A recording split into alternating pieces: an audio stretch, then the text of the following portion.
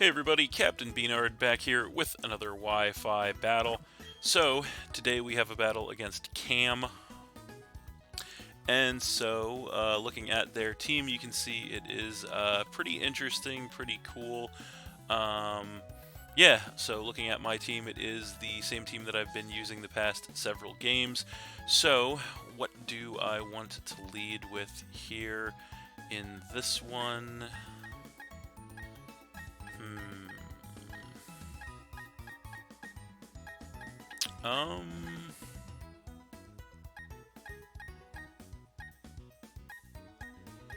I think we're actually going to go with the Aggron in this one.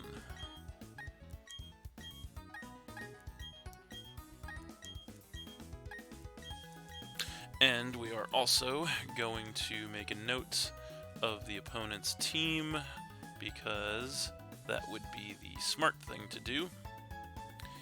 So we remember what they're using. So yeah, we will see how that works out.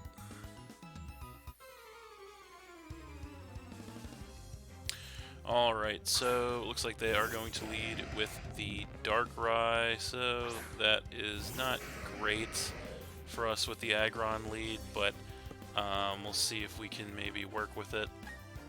So, yeah, we don't really have a lot of great switches to this thing, unfortunately.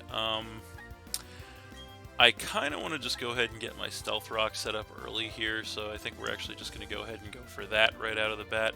He's going to go for Hypnosis. Thankfully, he misses, so that's definitely good news, as we are going to go ahead and get the Stealth Rock set up on this thing, so that is definitely good news for us.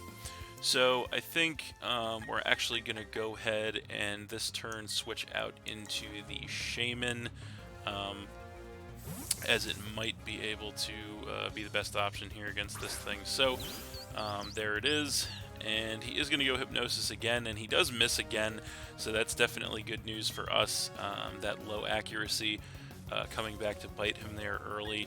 So I think, what do we want to do here to this thing? I think we'll go ahead and try to fire off a Dazzling Gleam on this thing, as he is going to go Hypnosis, and unfortunately third time is the charm, so he is going to hit that and put the Shaman to sleep, so that is unfortunate. We are asleep this turn, so nothing we can do, and then Bad Dreams is going to trigger to go ahead and take some of our HP away. So the only good thing about this situation is that if we do switch out, we get the natural cure, so we wake up. So yeah, that might be potentially what we want to do here, although that'll just allow him to go ahead and put something else to sleep later. But yeah, I think all things considered, that is probably the best option nonetheless. So we're going to go ahead and switch out this time into the Hariyama.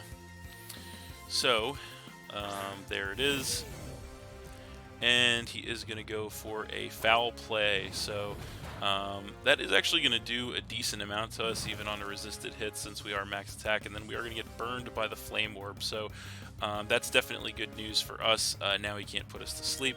So I think he's probably not going to want to stay in on this matchup, given that. So I think, what do we want to do here? I think we're actually just going to go knock off, predicting a switch on his side.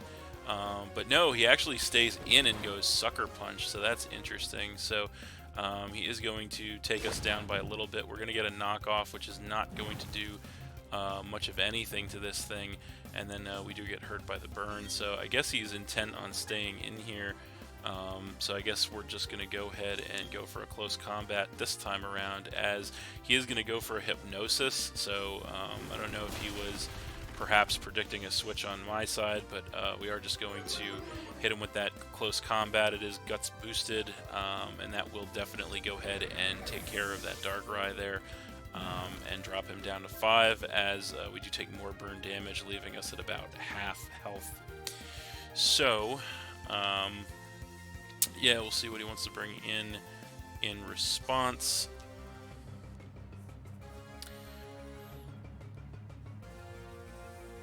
So he is thinking about this one. Does have a couple of pretty obvious answers to the Hariyama, but we'll see what he wants to do. And it is going to be the Alakazam, so he's going to go ahead and take the Stealth Rock damage there, so he's actually not Magic Guard. So that's interesting. I think I'm going to switch out here. I don't want to lose Hariyama just yet, so I think we're going to go ahead and, unfortunately we don't have a great switch to the Alakazam, but I think we are actually just going to go ahead and attempt to switch into Shaman once again, actually, see how well we can take an attack. So, there it is. And he is going to go for a Psychic, so this is probably going to do a lot, and indeed it does knock us a little below half, and then we are going to regain some HP with the leftovers, leaving us at about exactly half. So it looks like it's going to be pretty close as to whether or not we can survive another Psychic, but we kind of have to stay in here. We're just going to go ahead and attempt to fire off a Seed Flare, and he does outspeed, and he actually goes Light Screen, so that's interesting. He's going to get that special defense boost for his team as we do connect with a Seed Flare, and that will knock him down a little below half, which is good damage despite the light screen, and then we do get some more HP back from the leftovers. So I think probably the best thing we can do is just, at this point, is just attempt to fire off another Seed Flare here. So we're just going to click it again, and he does go Psychic again. And we will see from that range we can definitely take one, and we are going to fire off the next Seed Flare in return, and that is going to be enough this time around to get rid of that Alakazam and knock him down to 4, which is obviously great for us, and then we are going to regain some HP with the leftovers once again, leaving us at about quarter health. So he is going to go ahead and come in with Moltres then. And he is going to lose 50% of his health to the Stealth Rock right off the cuff, which is great. I don't think there's much of a point in switching at this point, so I think we're just going to stay in here and attempt to Leech Seed this thing, although we probably won't survive. He is actually going to go for a Roost, so that's interesting. He is going to go back up to full health from that. We are going to go Leech Seed, and we actually miss, so that is pretty unfortunate, as we do get some HP back from the leftovers. So yeah, unfortunate miss there. I guess we're just going to go ahead and try to Leech Seed again. I'm not anticipating to survive an attack. He is going to go Hurricane, and he does connect, unfortunately, with a move far less accurate than Leech Seed, but that's okay. That's just part of the game, I guess. So going to take us out there, knock us down to 5. So we do get a switch in here, which is exactly what we need, and I think we're going to go ahead and come in with the Lantern. So should have a pretty good matchup here. So I think we are actually going to go ahead and fire off a Choice Specs Volt Switch here. It should hit anything pretty hard, as he is not going to stay in on this matchup. Going to go ahead and switch into Gengar, which is fine. He's going to take that Stealth Rock damage, and then we do hit this thing with a Choice Specs Volt Switch, max special attack, going to take it down to about exactly half. Cursed Body going to activate actually to disable the Volt Switch, but not going to matter since we are getting the pivot, of course. And so yeah, I think we're actually going to go ahead and take this opportunity to switch into the Mismagius. So there it is. And so light screen's going to be over, which is good. Now I don't know if he's really going to want to stay in on this matchup. So I think I'm actually going to go ahead and attempt to set up a nasty plot, predicting him not wanting to stay in here. So we do outspeed, which is nice, but he does stay in. We get the nasty plot, so we're going to get that +2 special attack. He is going to Dark Pulse in return, and that's going to take us down by about 2/3, so not bad, as we do survive that, don't even need to trip the Sash, and so we're actually this time going to go for the Shadow Ball, and he's not going to want to stay in actually this time around, so that's interesting. He's going to go ahead and switch directly into the Blastoise, and he's going to take the Stealth Rock damage there. And then we are going to fire off a Shadow Ball on this thing, and that is going to go ahead and not quite be enough to take the Blastoise out. He just barely survives in the red, and then he gets some HP back with the leftovers, but he is definitely within range that he won't survive another one, so we're just going to go for it again, and we do outspeed. So we are going to go ahead and definitely take out the Blastoise with the second Shadow Ball there and knock him down to 3.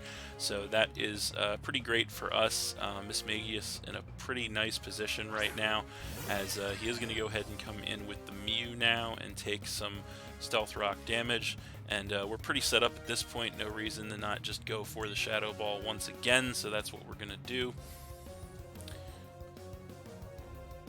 And we are going to outspeed, of course, and connect with the Shadow Ball. And at +2, it is going to be enough to go ahead and take that Mew out outright and knock him down to 2 Pokemon. So that is obviously great for us. So then he is going to go ahead and come back in with the Gengar and take some more Stealth Rock damage. And we know we should outspeed this thing unless it was a speed tie, but no reason to switch out regardless. We're just going to click Shadow Ball once again, as we do outspeed once again, and nail the Gengar with the Shadow Ball, which will finish it off from that range, although Cursed Body going to activate actually on the way out to disable our Shadow Ball, so that's actually pretty unfortunate. That drops us down to 1 as he comes back in with the Moltres. And yeah, he is going to take 50% off the Stealth Rocks again, but unfortunately, the one thing preventing us from the Mismagius late game sweep is that Cursed Body disabling our Shadow Ball, unfortunately. So yeah, the best move we have for this thing is going to be Dazzling Gleam, so we're just going to go for that instead. We do outspeed. It's +2, but it is resisted, and it is not quite enough, unfortunately, to get rid of that Moltres, so that sucks. He is going to go ahead and roost up here.